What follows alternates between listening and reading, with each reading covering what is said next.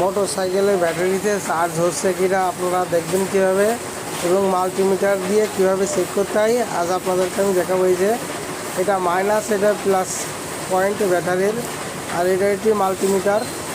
ব্যাটারির voltage check করতে হয় এবং গাড়ির যে আপনার রেক্টিফায়ার সেটা সঠিক আছে নাকি আপনাদের আমি দেখাচ্ছি।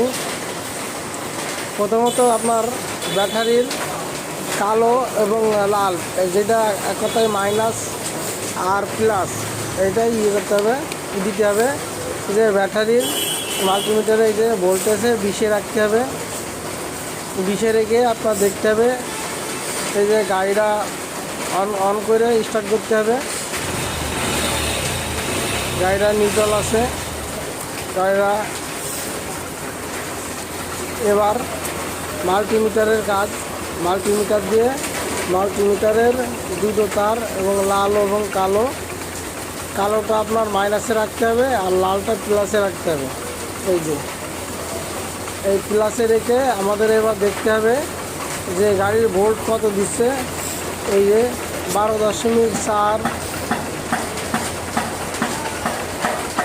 এই আপনার আছে প্রায় 13, 14, এই যে ঠিক আছে। সর্বোচ্চ 1440 এটা থাকলেই ঠিক হবে।